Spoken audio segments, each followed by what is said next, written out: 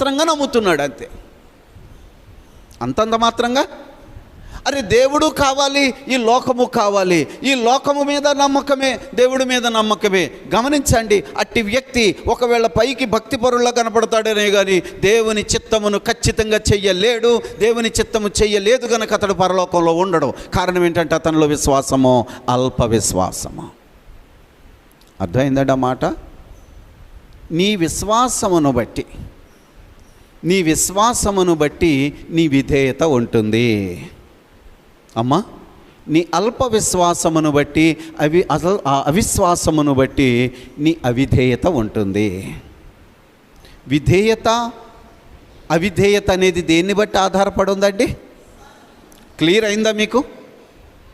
నీ విశ్వాసము సరిగా లేకపోతే నువ్వు దేవుని చిత్తాన్ని చేయలేవు. ఎందుకంటే సాతాను ఏమంటున్నాడు అంటే, నీవు